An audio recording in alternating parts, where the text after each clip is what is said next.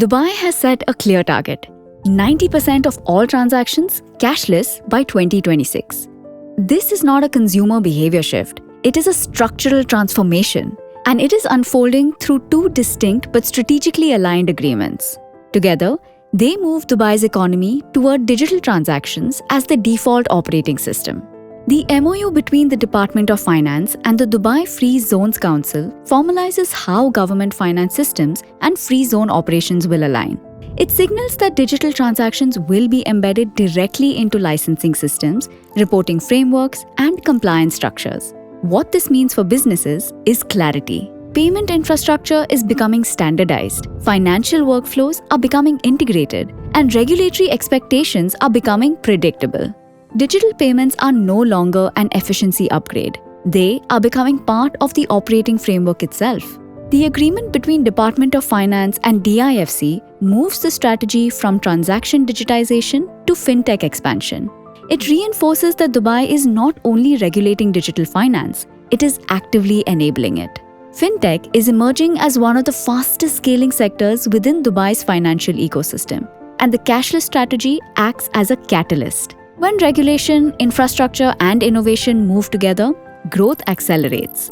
As Dubai accelerates towards a 90% cashless economy, fintech becomes more than a support service. It becomes a growth engine. Buy now, pay later platforms are reshaping purchasing behavior across retail and e-commerce. They increase checkout conversion, they expand consumer purchasing power, they shorten revenue cycles for merchants.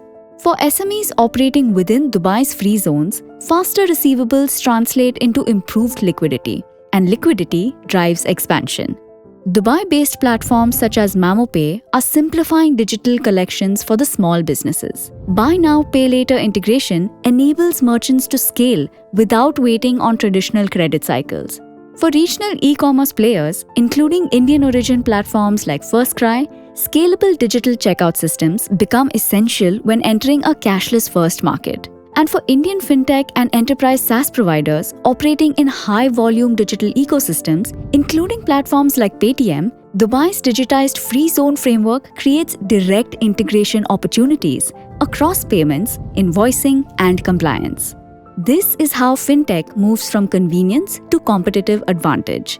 For enterprises, the impact extends beyond payments. Fintech infrastructure reduces friction across supply chains. It strengthens transaction transparency. It improves audit traceability. When payment systems become digital by default, industries scale faster.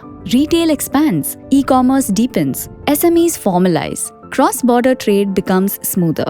Dubai's cashless ambition is not about eliminating cash. It is about embedding digital finance into the operating architecture of growth.